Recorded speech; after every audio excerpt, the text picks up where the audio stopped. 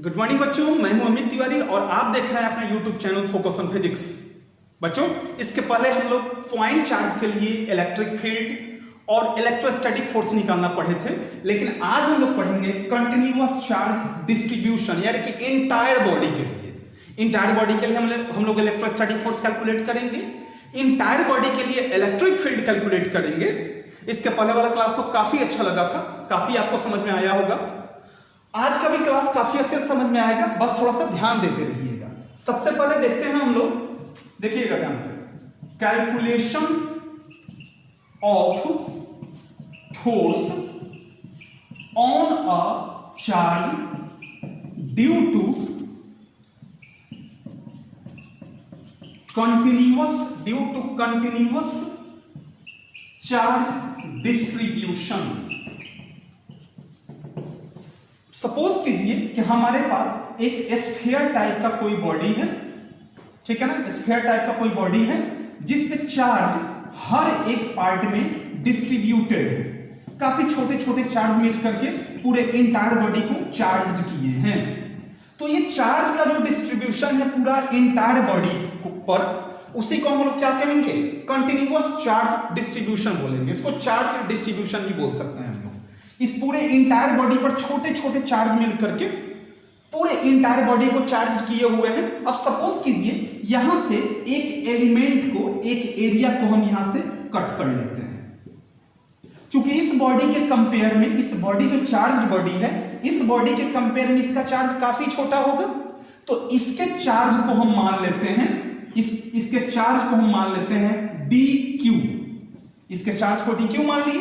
अब एक पॉइंट यहां पर P है जिसका चार्ज Q नॉट है, यानी कि पॉइंट चार्ज बॉडी है। अब बोले कि यहां से जो इस पर इलेक्ट्रोस्टैटिक फोर्स या इलेक्ट्रिक फील्ड होगा उसको कैलकुलेट करो। तो सपोज कीजिए यहां से इस पॉइंट चार्ज बॉडी का डिस्टेंस r है, r मान लिया हमने। ये dq है, काफी छोटा चार्ज है जिसको dq मान सकते हैं। इस पूरे बॉडी के कंपेयर में ये चार्ज क्या है, काफी छोटा है, किसको dq मान सकते हैं। इसको हम लोग q नॉट मान लिए, q0 मान लिए। तो अकॉर्डिंग टू कूलम्ब्स लॉ, देखिएगा ध्यान से, कूलम्ब लॉ के अनुसार से जो इलेक्ट्रोस्टैटिक फोर्स होते हैं वो k q1 q2 by r square होते हैं। अब वैल्यू पुट कीजिए, k इंटू q1 को मान लेते हैं q नॉट और इंटू q2 को मान लेते हैं dq और पाई कितना हो गया, r स्क्वायर हो गया। डिस्टेंस कितना है, r है, तो r स्क्वायर हमने मान लिया। अब चूंकि ये फोर्स निकल गया, अब यहां पर ये क्या है, काफी छोटा है, काफी छोटा चार्ज है। तो काफी छोटे छोटे चार्ज मिल करके क्या बनेंगे, पूरा इंटायर बॉडी को चार्ज करेंगे। तो काफी छोटा चार्ज है, तो छोटे चार्ज के द्वारा इस पर जो फोर्स लगेगा वो भी काफी छोटा होगा। फोर्स का डायरेक्शन क्या होगा, क्योंकि ये पॉजिटिव, तो दोनों के बीच में रिपल्सन होगा और फोर्स इधर की तरफ होगा। इलेक्ट्रिक फील्ड भी इधर की तरफ होगा, क्योंकि फोर्स काफी छोटा है, इसको dF मान लेते हैं। इलेक्ट्रिक फील्ड भी काफी छोटा है, तो dE मान लेते हैं वहां पे। तो जब छोटे छोटे चार्ज को जोड़ना होता है तो हम उसका इंटीग्रेशन करते हैं, और जब चार्ज को या किसी चीज को तोड़ना होता है, किसी चीज को सॉल्व करके तोड़ना होता है, तो उसको हम क्या करते हैं, डिफरेंशिएट करते हैं। तो यहां पर हम क्या करेंगे, इंटीग्रेट करेंगे, यानी काफी छोटे चार्ज मिलकर के यहां छोटा, फिर यहां छोटा, ये काफी छोटा चार्ज मिलकर के एक पूरा चार्ज बॉडी बनाएगा। तो छोटे बॉडी के द्वारा काफी छोटा फोर्स अप्लाई हो रहा है, तो हर एक एरिया के द्वारा इस पर कुछ ना कुछ फोर्स अप्लाई होगा। तो छोटे छोटे फोर्स को अगर जोड़ दें तो पूरे इंटायर बॉडी का फोर्स मिल जाएगा, यानी कि इंटीग्रेशन कर देते हैं हम, इंटीग्रेट इसको कर देते हैं। तो यह फोर्स को आप क्या कीजिए, dF मान लीजिए।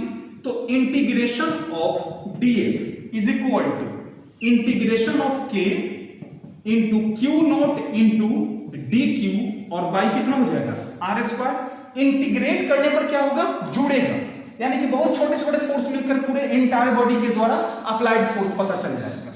तो यहां पर फोर्स हो गया इज इक्वल टू, यहां पर कांस्टेंट k है तो बाहर निकल गया k, q नॉट कांस्टेंट है तो q नॉट, बच गया हमारे पास d क्यू और बाई कितना आर स्क्वायर। फिर यहां पर लिख सकते हैं हम कि F इज इक्वल टू के क्यू नॉट, और अगर हम रेडियस यानी कि डिस्टेंस को भी कांस्टेंट मान ले तो डिस्टेंस को भी बाहर निकाल सकते हैं हम, और इंटीग्रेशन ऑफ डी क्यू। अब बात आती है कि डी क्यू को इंटीग्रेट कैसे करें। अब देखते हैं हम लोग यहां पर फोर्स तो निकल गया, डी क्यू का इंटीग्रेशन हर एक टर्म में हम अलग अलग करेंगे, वॉल्यूम के टर्म में अलग करेंगे, ठीक है ना, लाइन के टर्म में अलग करेंगे, हर एक के टर्म में हम लोग अलग अलग करेंगे डीक्यू का। डीक्यू का वैल्यू आगे हम कैलकुलेट करेंगे, फिलहाल देखते हैं। देखिए अब अगर हम इलेक्ट्रिक फील्ड निकालें, इलेक्ट्रिक फील्ड नेट निकालें किस पर, क्यू नॉट पर, तो लिख सकते हैं कि फोर्स बाई क्या होता है, इलेक्ट्रिक फील्ड का फॉर्मूला फोर्स बाई चार्ज। तो फोर्स बाई कितना हो जाएगा, क्यू नॉट हो गया, force by Q not. Force का वैल्यू कितना आया है, यहां पर आया है, तो लिख सकते हैं K इंटू क्यू नॉट और बाई आर स्क्वायर, और यहां पर कितना है, क्यू नॉट है, तो इंटू क्यू नॉट लिख दिए, और integration of D Q not से क्यू नॉट कैंसिल, हमारे पास मिल गया इलेक्ट्रिक फील्ड नेट जो कैलकुलेट हुआ इस चार्ज्ड बॉडी के द्वारा क्यू नॉट पर, उसको लिख सकते हैं कितना हो गया, K by R square integration with D Q. ये इलेक्ट्रिक फील्ड निकल गया जिसका कैलकुलेशन यहां पर हो गया। यानी कि ये कंटिन्यूअस चार्ज डिस्ट्रीब्यूशन था। इसके हर एक पॉइंट का अलग अलग टर्म हम आगे देखेंगे कि 2D फिगर होगा तो क्या होगा, 3D के लिए क्या होगा, 1D के लिए क्या होगा, 1 डायमेंशनल के लिए क्या होगा, हम आगे पढ़ेंगे। फिलहाल इतना तो हम लोग देख लिए। तो एक फोर्स का कैलकुलेशन भी यहां पर हो गया, फोर्स यहां पे कैलकुलेट हुआ, और इस फोर्स के द्वारा, इस इलेक्ट्रोस्टैटिक फोर्स के द्वारा जो इलेक्ट्रिक फील्ड हुआ उसका फॉर्मूला हम लोग यहां पे कैलकुलेट कर लिए। डीक्यू का वैल्यू आगे हम कैलकुलेट करना पड़ेंगे, पहले ये सब देखिए, मिटाएंगे वो इसे, फिर आगे देखते हैं हम लोग types of continuous charge distribution. अब इसके टाइप पढ़ने वाले हैं हम लोग, ध्यान से देखिएगा, बड़ा इंपॉर्टेंट है ये, कंपटीशन लेवल का भी और फिर आपके बोर्ड बेस्ड लेवल से भी। हालांकि इससे थोड़ा सा बोर्ड्स में क्वेश्चन कम आता है, लेकिन फिर भी इंपॉर्टेंट है, एक भी क्वेश्चन आता है तो भी इंपॉर्टेंट है। पढ़ेंगे हम लोग, क्या पढ़ने वाले हैं हम लोग, types of continuous charge distribution, types of continuous charge distribution. देखते हैं बच्चों, types of continuous charge distribution. देखिए टाइप इसका पढ़ने वाले हैं। फर्स्ट में देखते हैं, ध्यान दीजिएगा, volume charge distribution, volume charge distribution. Suppose कीजिए एक 3D फिगर है, यानी कि स्फीयर ले लिए, एक स्फीयर ले लिए, इसके अंदर हर एक पॉइंट पर चार्ज है, चार्ज डिस्ट्रीब्यूट हुआ है हर एक पॉइंट पर। यानी कि किसी भी स्फीयर मान लेते हैं, अगर स्फीयर के अंदर हर एक पॉइंट पर अंदर पूरा का पूरा चार्ज क्या है, डिस्ट्रीब्यूटेड है, अंदर हर एक पॉइंट पर चार्ज डिस्ट्रीब्यूट है। तो सपोज कीजिए कि क्वेश्चन दे दे या वॉल्यूम चार्ज डिस्ट्रीब्यूशन में क्या है कि सपोज कीजिए यहां पे एक पॉइंट है जिसका चार्ज क्यू नॉट है, यहां से हमने एक एरिया को काट लिया, हमने एक छोटे एरिया को काट लिया यहां से, ठीक है ना, और पूछे इस छोटे एरिया को जो काटा गया है क्यू नॉट पर, ये क्यू नॉट जो है यहां पर इलेक्ट्रिक फील्ड कैलकुलेट करना है और इलेक्ट्रिक फोर्स कैलकुलेट करना है। अब देखिए वॉल्यूम चार्ज डिस्ट्रीब्यूशन में है कि एक 3D फिगर है, ये 3D स्फीयर होना चाहिए, 3D फिगर होना चाहिए, 3D सरफेस होना चाहिए, तब ये वॉल्यूम चार्ज डिस्ट्रीब्यूशन एप्लीकेबल होगा। तो यहां पर क्यू नॉट, ये डिस्टेंस को मान लिया हमने r, हमने डिस्टेंस को r मान लिया। अब यहां पर क्वेश्चन अराइज होता है कि ये जो क्यू नॉट पर इलेक्ट्रिक फील्ड और इलेक्ट्रिक फोर्स कितना होगा, कैसे कैलकुलेट करेंगे। तो सबसे पहले वॉल्यूम चार्ज डिस्ट्रीब्यूशन के पढ़ ले, एक टर्म पढ़ते हैं volume charge density, volume charge density. अब ये छोटा एरिया है, छोटा एरिया काटा गया है, पूरे वॉल्यूम का छोटा वॉल्यूम वाला पार्ट काटा गया है, तो इसको हम क्या मान सकते हैं, डी भी मान सकते हैं, ठीक है ना, डी भी मान सकते हैं। ये स्मॉल वॉल्यूम है, बहुत सारे डीवी मिलेंगे तो पूरे बॉडी का वॉल्यूम बनेगा। छोटे छोटे डीवी को जब एक साथ जोड़ेंगे, छोटे छोटे वॉल्यूम को जब एक साथ जोड़ेंगे तो पूरे बॉडी का वॉल्यूम मिलेगा। अच्छा, चूंकि छोटा एरिया है तो इसके चार्ज को मान लेते हैं डी क्यू। ये क्या है, स्मॉल चार्ज है, स्मॉल चार्ज ऑफ डीवी है। तो बहुत सारे चार्ज, जब बहुत सारे डीवी मिलेंगे तो बहुत सारे चार्ज मिलेंगे, तो बहुत सारे डीवी मिलकर के एक वॉल्यूम बनाएगा और बहुत सारे डीक्यू मिलकर के एक चार्ज बनाएगा, एक चार्ज स्फीयर फॉर्म करेगा। तो यहां पर वॉल्यूम चार्ज डेंसिटी का फॉर्मूला होता है या डिफाइन करते हैं कि volume charge density is equal to होगा चार्ज यानी कि Q और बाई V, चार्ज पर यूनिट ऑफ वॉल्यूम। यानी कि इसको डिफाइन कर सकते हैं हम लोग कि चार्ज पर unit of volume is called volume charge density, ठीक है ना, वॉल्यूम चार्ज डेंसिटी इसको कह सकते हैं हम। अब देखिए यहां पर अगर हम वॉल्यूम की बात करें, वॉल्यूम की बात Q का Q रख दिए, वॉल्यूम की बात करें तो पूरा स्फीयर है और स्फीयर का वॉल्यूम क्या होता है 4/3 पाई आर क्यूब। तो यहां से अगर किसी स्फीयर का वॉल्यूम चार्ज डेंसिटी कैलकुलेट करना हो तो इस तरह से हम कैलकुलेट कर सकते हैं। अगर इसके यूनिट पता करें, ऐसा यूनिट पता करें, ऐसा unit of volume charge density, तो फॉर्मूला से चार्ज बाई वॉल्यूम यानी कि Q बाई V, चार्ज का यूनिट क्या होता है कूलम्ब और वॉल्यूम का मीटर क्यूब यानी कि कूलम्ब पर मीटर क्यूब हो गया। इसको लिख सकते हैं, यूनिट क्या होता है कूलम्ब क्यूबिक पर क्यूबिक मीटर, पर क्यूबिक मीटर, कूलम्ब पर क्यूबिक मीटर इसका ऐसा यूनिट होता है। तो इसको रो इसका टू लिख सकते हैं Q by 4/3 pi R cube. 4/3 pi R cube हमने क्यों लिखा, क्योंकि यहाँ पर वॉल्यूम था। अब वॉल्यूम किसकी बात हो रही थी, ये पूरे स्फीयर की बात हो रही थी, इसलिए वॉल्यूम के बदले में हमने 4/3 पाई आर क्यूब लिख दिया। तो वॉल्यूम चार्ज डेंसिटी हो गया। मिटाएं, एक फॉर्मूला हमारे पास याद रखिएगा, फॉर्मूला आया है इक्वल टू Q बाई कितना आया V आया है।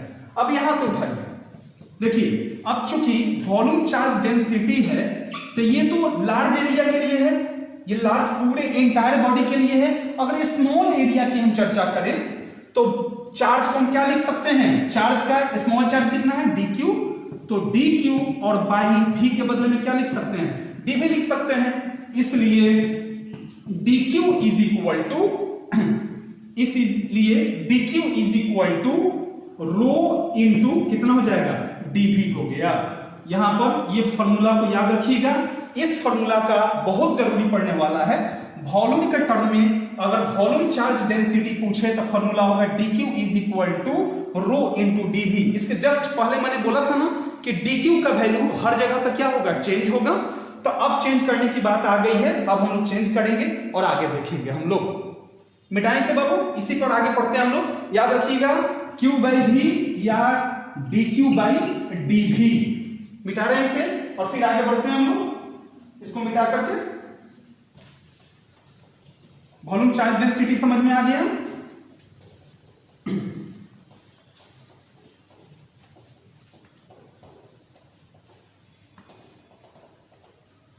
अब देखिए, अब इलेक्ट्रोस्टैटिक फोर्स निकालते हैं वॉल्यूम के द्वारा। किसका, इसके द्वारा इस पर। तो ये चूंकि पॉजिटिव चार्ज है, ये भी पॉजिटिव चार्ज है, तो दोनों के बीच में रिपल्सन होगा और फोर्स भी इधर के डायरेक्शन में होगा और इलेक्ट्रिक फील्ड भी इधर के डायरेक्शन में ही होगा। दोनों के बीच के डिस्टेंस को क्या माने थे, तो फोर्स विथ वॉल्यूम एक इक्वल टू फॉर्मूला होता है K Q1 Q2 और by R square equal to K।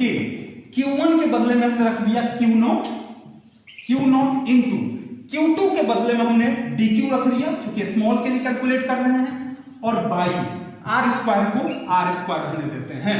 अब देखिए, अब छोटे छोटे वॉल्यूम, छोटे छोटे ऑब्जेक्ट का वॉल्यूम मिलेगा तब ना पूरे इंटायर बॉडी का वॉल्यूम फॉर्म होगा, या फिर ये छोटे छोटे जब फोर्स मिलेंगे, छोटे छोटे जब फोर्स मिलेंगे, मान लीजिए यहाँ पे कट किए हैं, यहाँ पर हमने एलिमेंट को कट किया है, इसके द्वारा कुछ वॉल्यूम हुआ या चार्ज हुआ, सपोज कीजिए इसके द्वारा dq हुआ, फिर हमने यहाँ पे काटा, यहाँ पर भी dq हुआ, फिर यहाँ पे हमने काटा dq हुआ। तो इस तरह बहुत सारे dq मिल करके और एक q बनाएंगे।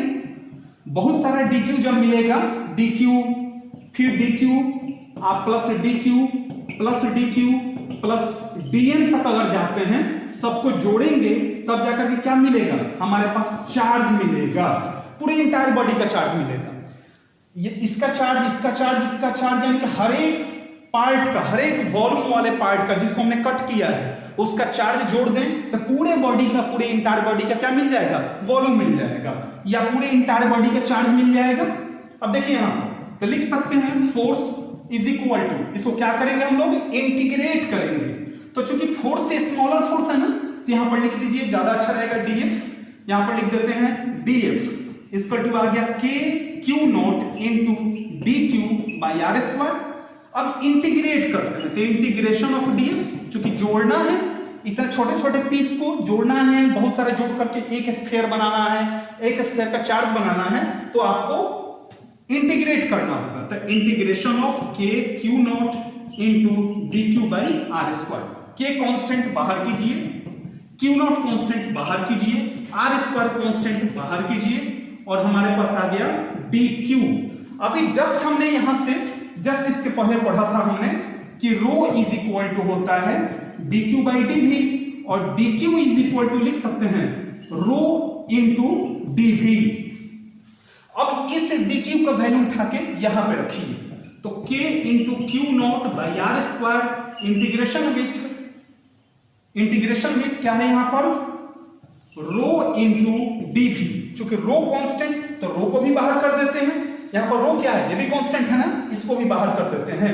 तो हमारे पास आ गया, क्या आ गया हमारे पास, K into Q not by R square, और रो को बाहर किए, इंटू रो और इंटीग्रेशन विथ डीवी।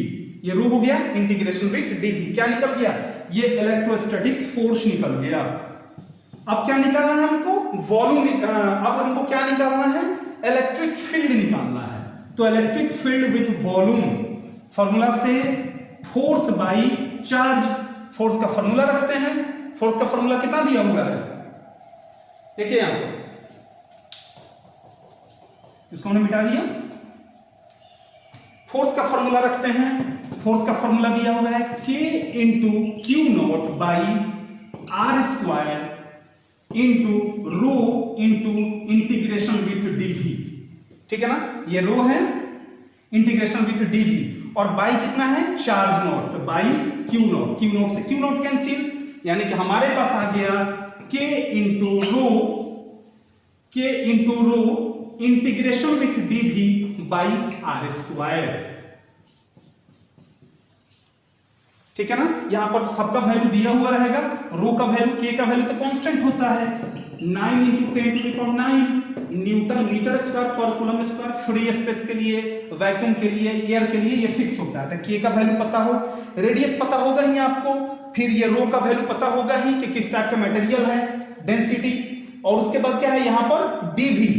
ठीक है ना, इस डीवी को भी इंटीग्रेट करना हम आगे पढ़ेंगे हम लोग। फिलहाल इतना अगर दिया हुआ रहे, ये स्मॉल वॉल्यूम है, डीवी का मतलब क्या हुआ, स्मॉल वॉल्यूम है, काफी छोटा वॉल्यूम है, तो सबका वैल्यू पुट करके हम क्या निकाल सकते हैं, electric field in the term of volume calculate कर सकते हैं हम।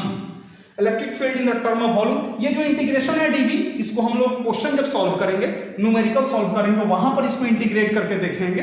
एक एक स्टेप आगे बढ़ेंगे तो ज्यादा बेहतर होगा आप लोग के लिए। तो ये था, क्या था, types of continuous charge distribution में क्या था, वॉल्यूम चार्ज डिस्ट्रीब्यूशन। तो वॉल्यूम चार्ज डिस्ट्रीब्यूशन का इलेक्ट्रिक फील्ड निकालने के लिए ये फॉर्मूला अप्लाई करेंगे, और इलेक्ट्रिक फोर्स निकालने के लिए यहां पर ये फॉर्मूला अप्लाई करेंगे। ये किसका फॉर्मूला है, is equal to force with volume भी का फॉर्मूला है ये वाला। बेटा बच्चों, चलिए सेकंड देखते हैं हम लोग।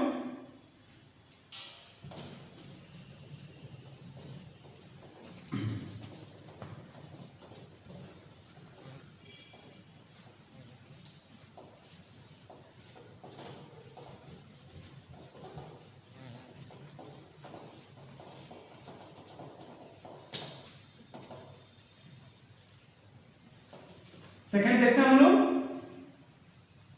सेकंड नंबर में देखते हैं बच्चों, सरफेस चार्ज डिस्ट्रीब्यूशन। इसके पहले क्या था, वॉल्यूम चार्ज डिस्ट्रीब्यूशन, वो किसके लिए था, 3D के लिए था। ये सरफेस चार्ज किसके लिए होगा? 2D सरफेसेस के लिए होंगे, ठीक है ना, 2D सरफेसेस के लिए होगा।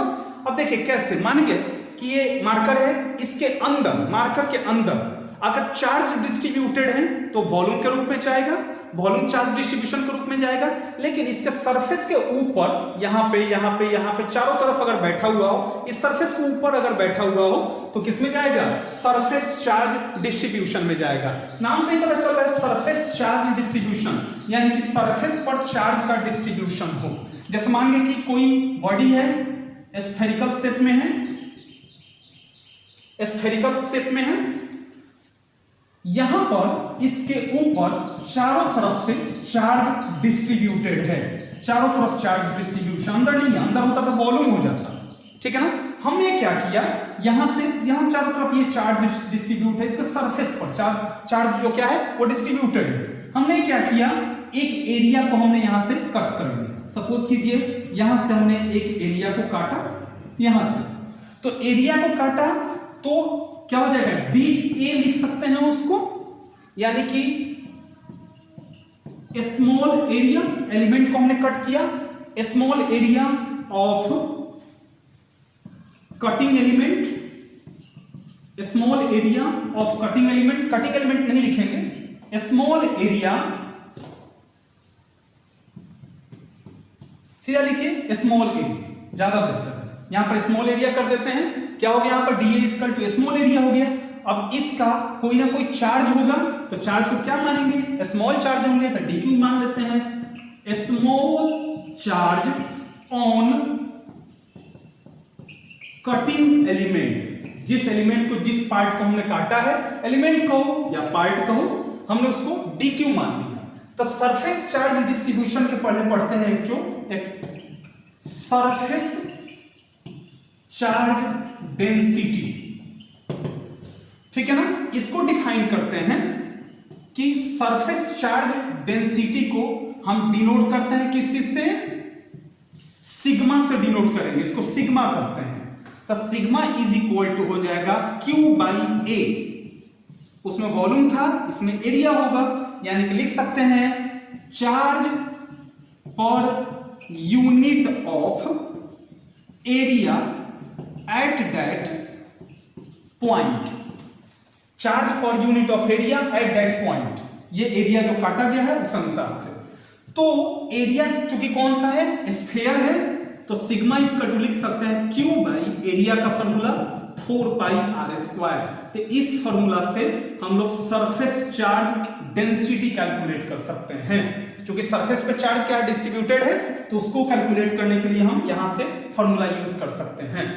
अब इसका यूनिट की बात करें, अगर हम SI यूनिट की बात करें, तो सिग्मा इज इक्वल टू होता है Q/A, Q का कूलम और एरिया का मीटर स्क्वायर, तो कूलम पर मीटर स्क्वायर लिख सकते हैं इसको, यानी कि लिख सकते हैं कूलम पर मीटर स्क्वायर, कूलम पर मीटर स्क्वायर लिख सकते हैं, ठीक है ना। ये कितना हो गया, sigma is equal to Q/4πa²।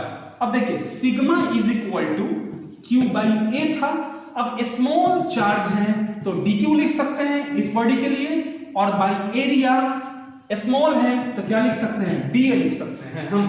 यानी कि यहां से अगर DQ कैलकुलेट करें, सिग्मा इज इक्वल टू आ गया DQ/DA, और DQ बराबर हो गया सिग्मा इंटू DA। मैंने पहले ही बोला था कि हर एक केस में DQ का वैल्यू, DQ का फॉर्मूला चेंज होता रहेगा। तो DQ इक्वल टू कितना आ गया, सिग्मा इंटू DA। हमने पढ़ा DQ is equal to sigma into DA, इसको याद रखिएगा, इसमें फॉर्मूला यूज होने वाला है। इरेज करते हैं लेफ्ट साइड वाला, ये इरेज करते हैं हम।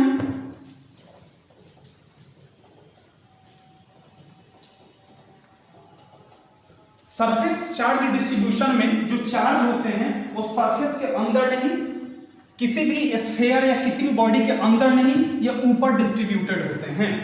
अब यहां पर हम इलेक्ट्रोस्टैटिक फोर्स निकालते हैं। सपोज कीजिए यहां पे पॉइंट P है जिसका चार्ज Q0 है, यहां से इसका डिस्टेंस R है, इसको R मान लिया हमने। अब Q0 पर जो फोर्स लगेगा उसका डायरेक्शन ऐसे होगा, ये फोर्स का, और इलेक्ट्रिक फील्ड का भी डायरेक्शन यही होगा।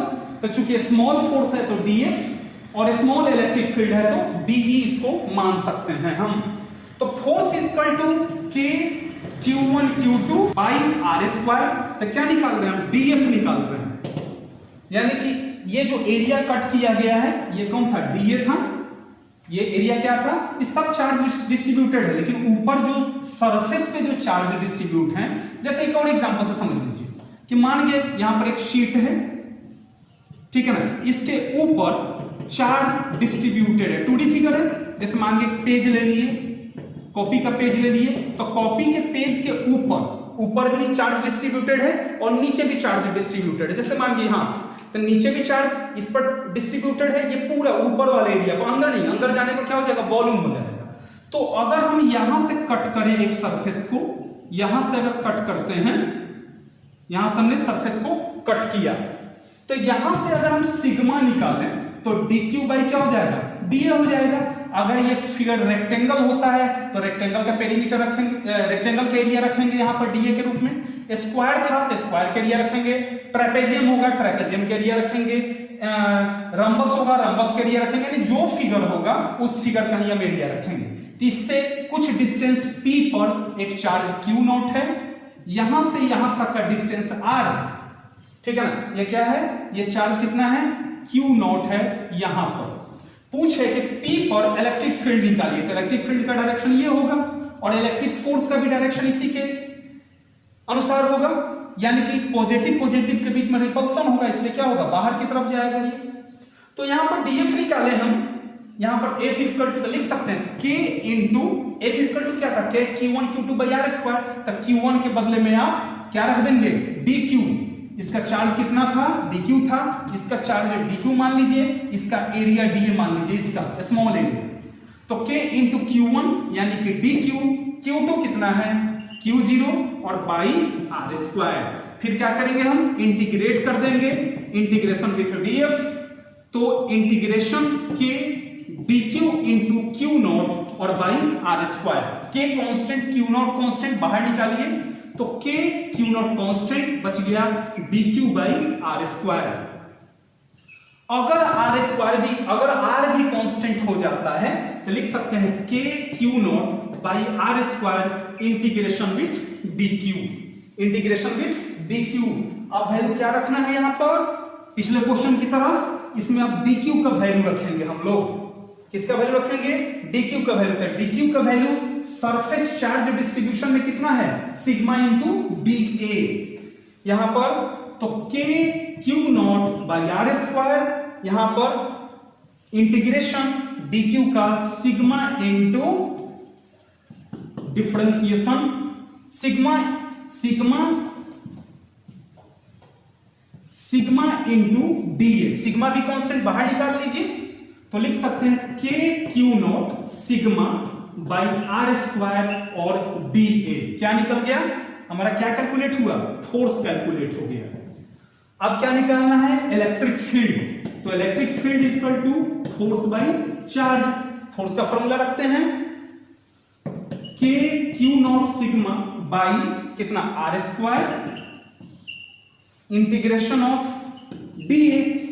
और यहां क्या है? नीचे Q0 है, तो यहां पर एक Q0 लगा दीजिए, Q0 से Q0 कैंसिल, यानी कि electric field with surface area A is equal to K sigma by R square integration of dA।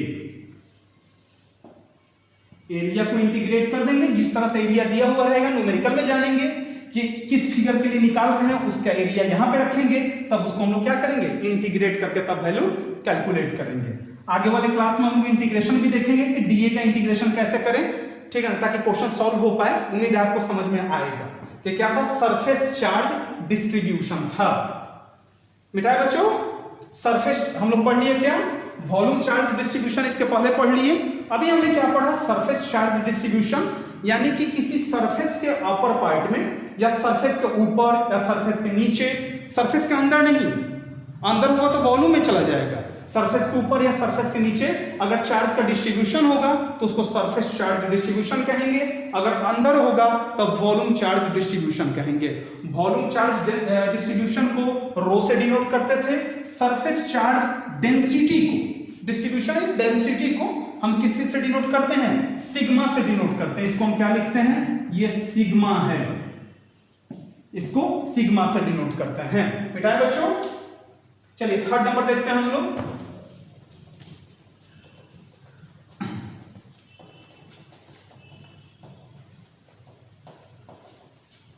देखते हैं line charge distribution. Line charge distribution के बारे में पढ़ेंगे हम लोग।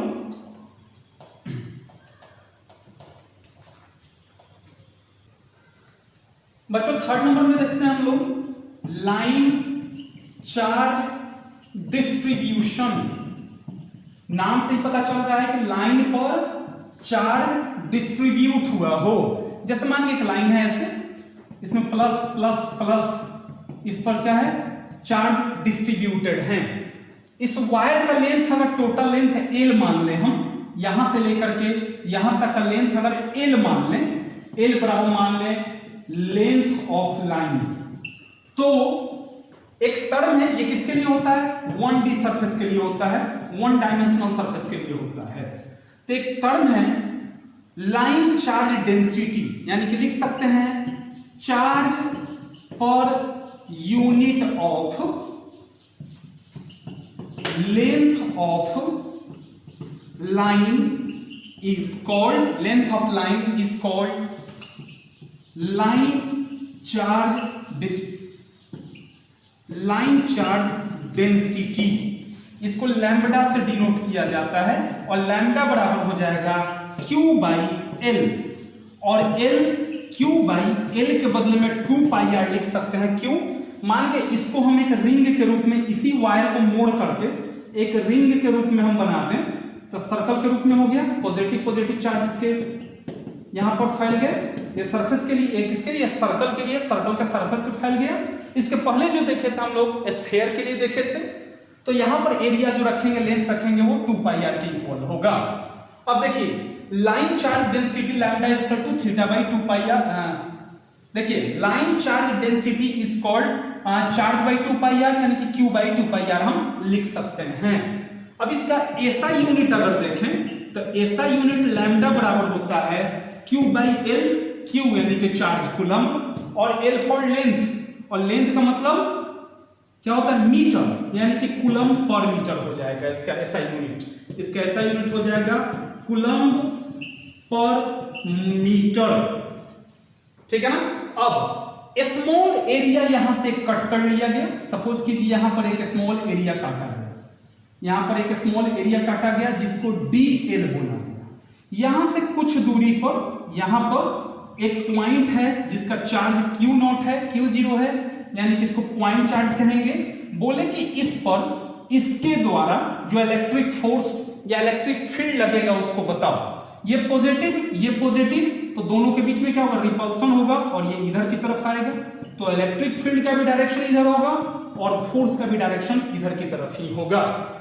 तो अगर हम यहां से लिखें हम कि कहां था, lambda is equal to Q by L, तो लिख सकते हैं हम dQ बाई dl, जहां पर dQ क्या होगा, स्मॉल, इसका स्मॉल लेंथ है तो इसका चार्ज भी कितना होगा, dQ होगा। छोटा छोटा चार्ज मिलकर के पूरे लाइन में फैला हुआ है, और सारे चार्ज को अगर जोड़ दें हम, सारे dQ को जोड़ दें तो क्या मिल जाएगा, लाइन का चार्ज मिल जाएगा, ओवरऑल चार्ज मिल जाएगा, तो dQ बाई dl। और यहां पर dQ अगर निकाले तो लैम्बडा इंटू dl हम लिख सकते हैं, लैम्बडा इंटू dl। देख रहे हैं dQ का वैल्यू सब में अलग अलग आ रहा है, 1D के लिए कुछ और आया, 2D के लिए कुछ और आया, 3D के लिए कुछ और आया। बेटा बच्चों इससे हम बस एक फॉर्मूला याद रखिएगा, dQ बराबर lambda into dl।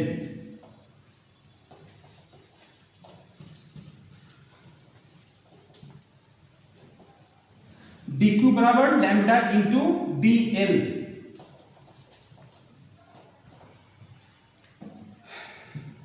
dQ equal to lambda into dl। देखिए सपोज कीजिए इसका डिस्टेंस, इस पॉइंट से इस पॉइंट का डिस्टेंस r मान लिया गया, तो इलेक्ट्रोस्टैटिक फोर्स विथ लेंथ निकालें, लेंथ ऑफ लाइन निकालें या लाइन के थ्रू निकालें, तो फॉर्मूला से k q1 q2 by R square, k into q1 यानी कि q नॉट, q2 यानी कि dq और बाई आर स्क्वायर। अब वैल्यू रखना काफी आसान आपको लग रहा होगा, तो अब क्या करेंगे, इसको इंटीग्रेट करेंगे, सही पहचाने, इंटीग्रेट करेंगे, छोटा छोटा ये लेंथ जुड़ेगा, फोर्स जुड़ेगा, तब ना एक लाइन का फोर्स, लाइन का लेंथ या लाइन का चार्ज निकलेगा। तो integration with k into Q not into D Q और बाई आर स्क्वायर, k को बाहर करते हैं, ये बच गया फोर्स विथ लाइन, तो k कांस्टेंट है बाहर कर दिए, q नॉट कांस्टेंट है बाहर कर दिए, अगर रेडियस कांस्टेंट है, डिस्टेंस कांस्टेंट है, तो उसको भी बाहर कर सकते हैं, R square integration with dq आ गया।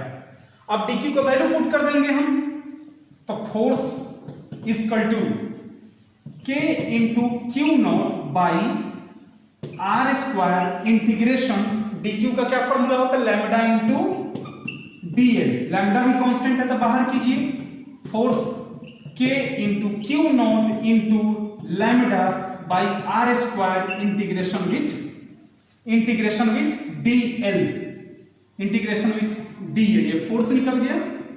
अब क्या निकालेंगे हम, इलेक्ट्रिक फील्ड निकालेंगे, तो electric field is equal to electrostatic force by charge. Electrostatic force है k Q not into lambda by R square dl, और यहां पर क्या है, इंटू क्यू नॉट से क्यू नॉट कैंसिल, हमारे पास आ गया electric field of L line का कितना हो गया, k into lambda by R square dl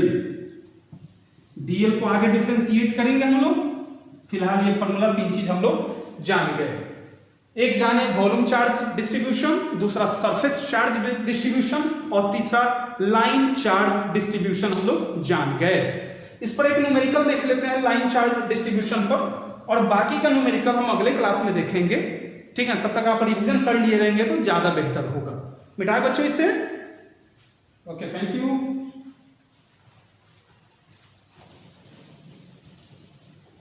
एक न्यूमेरिकल देखते हैं, उम्मीद है उस न्यूमेरिकल से आपको कुछ समझ में आएगा, अच्छा लगेगा कि हाँ चलो पढ़ा हुआ सार्थक हो गया, नहीं तो पढ़ने के टाइम तक याद रहता है, बाद में कुछ देर बाद पूछने पर सब कोई भूल जाता है क्वेश्चन के, पता नहीं क्या था क्या नहीं था, फिर से रिवीजन करने की जरूरत पड़ जाती है। एक न्यूमेरिकल देखते हैं हम लोग, न्यूमेरिकल नंबर 1, बाकी न्यूमेरिकल हम लोग अगले क्लास में देखेंगे। सपोज कीजिए एक रॉड है,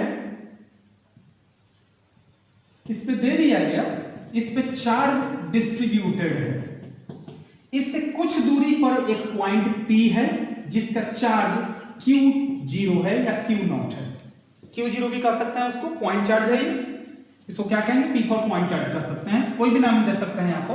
पूछे कि इस रॉड के द्वारा रॉड को इस पॉइंट पर मार्क कर दिया जाए, बोला जाए इस पॉइंट से इस पॉइंट P के, इस पॉइंट P के बीच इलेक्ट्रिक फील्ड कैलकुलेट करो। तो सपोज करो कि एक यहां पर एक एरिया काट लिया गया, एक एलिमेंट काट लिया गया, ठीक है ना, एक एलिमेंट को हमने क्या किया, कट कर दिया, जिसका चार्ज dq मान लिए, जिसका लेंथ हम क्या मान लेते हैं, dx मान लेते हैं, छोटा लेंथ मान लेते हैं। अब इस पॉइंट से पॉइंट A मान लेते हैं, पॉइंट A से P के बीच के दूरी को x मान लेते हैं, x मान लिया हमने। अब देखिए क्या क्या है, dq बराबर हो जाएगा small charge of cutting element, cutting या पॉइंटिंग एलिमेंट, जिस पर पॉइंट किया गया है, पॉइंट वहां का चार्ज, ठीक है ना। उसके बाद dx क्या हो जाएगा, लेंथ ऑफ एलिमेंट, किसका, कटिंग एलिमेंट का लेंथ, ठीक है ना। x क्या है, A से P के बीच का डिस्टेंस है, क्यू नॉट क्या है, यहां पर पॉइंट चार्ज है, यहां पर पॉइंट चार्ज है। तो हमको इलेक्ट्रिक फील्ड कैलकुलेट करना है। तो ये पॉजिटिव, दोनों के बीच में क्या होगा, रिपल्सन होगा और इलेक्ट्रिक फील्ड का डायरेक्शन ये हो जाएगा। इलेक्ट्रिक फील्ड का डायरेक्शन हो गया। अब इस डिस्टेंस को, इस रॉड से इस पॉइंट के बीच के डिस्टेंस को a मान लिया गया। देखना ठीक से, ये a मान लिया गया, ठीक है ना। अब निकालते हैं इलेक्ट्रिक फील्ड। फॉर्मूला से इलेक्ट्रिक फील्ड का होता है k q by R square. तो k इंटू q, किसका, ये q एलिमेंट जो काटे हैं एलिमेंट उसका चार्ज, तो k इंटू डी क्यू और बाई कितना है आर स्क्वायर, डिस्टेंस p और x, p और a के बीच का डिस्टेंस कितना है x है, तो D Q by x square कर दिए। यहां पर डी निकाल, क्योंकि स्मॉल एलिमेंट कट किया गया है तो स्मॉल इलेक्ट्रिक फील्ड होंगे। इंटीग्रेट करते हैं, integration of D E, integration करना होगा तभी तो पूरे रॉड का ये निकलेगा, यहां से यहां तक का जो इलेक्ट्रिक फील्ड अप्लाई हो रहा है वो निकलेगा। इंटीग्रेट करते हैं, तो integration of k into D Q और बाई एक्स स्क्वायर, k को बाहर कर लेते हैं तो k integration D Q by x square. अब बात आती है कि डी क्यू को x के टर्म में इंटीग्रेट हम नहीं कर सकते हैं, तो कुछ ऐसा टर्म लाना होगा कि ये इंटीग्रेट हो जाए। यहां पर क्या आ गया, यहां पर इलेक्ट्रिक फील्ड आ गया इज इक्वल टू, अब देखिए नेक्स्ट इंटीग्रेशन कर रहे हैं हम लोग। इंटीग्रेशन कहां से कहां तक किया जा रहा है, कहां से कहां तक किया जा रहा है, यहां से लेकर के पूरे को के डिस्टेंस को, पूरे रॉड का डिस्टेंस आप y मान लीजिए। आप यहां पर भी कट कर सकते हैं, यहां पर भी कट कर सकते हैं, जहां पे कट कीजिए वहां से पॉइंट चार्ज बॉडी के बीच के डिस्टेंस को x मान लीजिए।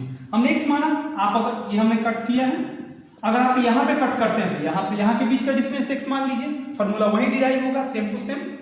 अभी जस्ट इसके पहले पढ़े हम लोग लाइन चार्ज डिस्ट्रीब्यूशन में क्या फार्मूला था, लैम्डा, क्या फार्मूला था, dq is equal to lambda into dl, ये फार्मूला था ना, लैम्डा इंटू dl। यहां पर dq का वैल्यू रखेंगे और तब इसको इंटीग्रेट करेंगे हम लोग। देखिए बच्चों, हम लोग इंटीग्रेट कहां से कहां तक कर रहे हैं, a से लेकर के a प्लस a से लेकर के ये पूरा y, a से लेकर के इस यहां तक कर रहे हैं, तो इसका डिस्टेंस कितना है y है, तो a से a प्लस y तक का इंटीग्रेशन हो रहा है। अब देखिए यहां पर इसको यहां मिटा देते हैं, यहां लिख देते हैं, ये टोटल डिस्टेंस को हम y मान लेंगे। बच्चों electric field is equal to लिख सकते हैं हम लोग k integration a plus y, कितना है यहां पर dq के बदले में क्या लिखेंगे हम, लैम्डा इंटू dl, यानी कि dx छोटा लेंथ का रहता है, छोटा लेंथ कितना है हमने काटा है, तो dx और y कितना है x स्क्वायर है। लैम्डा को बाहर कर दीजिए तो lambda into k integration a plus y, इसको ऐसे भी लिख सकते हैं 1 by x square into dx। जब 1 बाई एक्स स्क्वायर का इंटीग्रेशन करते हैं तो उसका वैल्यू पता होगा, नहीं पता होगा तो आपको पढ़ना होगा इंटीग्रेशन का टॉपिक देखना होगा। अगले क्लास में न्यूमेरिकल सॉल्व करते समय इससे रिलेटेड कुछ टॉपिक आपके क्लियर हो जाएंगे, उम्मीद है, लेकिन फिर भी आप लोग उसको देखिएगा जरूर इंटीग्रेशन को। तो इंटीग्रेशन इसको जब करेंगे 1 बाई एक्स स्क्वायर को हो जाएगा माइनस 1 बाई एक्स, कहां से a से लेकर के a प्लस y तक। अब देखिए जब इसको सॉल्व करेंगे तो लैम्डा इंटू के तो रहेगा ही, लैम्डा इंटू के कहां से कहां तक है, a से a प्लस y तक है, a से कहां तक है, a प्लस y तक है, तो लिख सकते हैं minus 1 by a plus y, एक a प्लस y तक है, इसको जब तोड़ेंगे तो a प्लस y हो जाएगा और माइनस 1 बाई a हो जाएगा। आपको देखना होगा इंटीग्रेशन, तभी इसके बाद वाला ये टर्म समझ में आएगा। लैम्डा इंटू के इसको सॉल्व करते हैं, minus 1 by a plus y और minus minus plus 1 by a, ठीक है ना। तो लैम्डा इंटू के इसको लिख सकते हैं हम 1/a minus 1/a plus y। यही आपका इलेक्ट्रिक फील्ड निकला, किसका? लाइन के लिए। यहां का इलेक्ट्रिक फील्ड कितना आ जाएगा? लैम्डा इंटू के into 1/a minus 1/a plus y। Electric field निकल गया। इस तरह से हम लोग आगे और न्यूमेरिकल देखेंगे। इतना से क्लियर नहीं हुआ होगा, कंफ्यूजन रह गया होगा, इसलिए मैंने इस वीडियो को 2 पार्ट में बांट दिया है ताकि आपको अच्छे से समझ में आ सके। इसका रिवीजन कर लिए हो या कर लीजिएगा इसको, तब न्यू क्लास जो पढ़ाएंगे हम इसके बाद वाला न्यूमेरिकल बताएंगे, कुछ डेरिवेशन बताएंगे, मतलब ऐसा डेरिवेशन होगा जिस पर न्यूमेरिकल डिपेंड होगा, तो ज्यादा आपके लिए फायदेमंद रहेगा, ज्यादा आपको अच्छे से समझ में आ सकता है। ठीक है बच्चों, तो हम लोग न्यू क्लास में मिलते हैं, फिर जल्दी मिलेंगे इसके बाद का टर्म लेकर के। ठीक है, तब तक के लिए खुश रहिएगा, सुरक्षित रहिएगा, हंसते रहिएगा और पढ़ते रहिएगा। रिवीजन करके आप लोग रखेंगे, फिर अगले क्लास में हम लोग मिलेंगे जरूर। Okay, thank you so much Babu, thank you.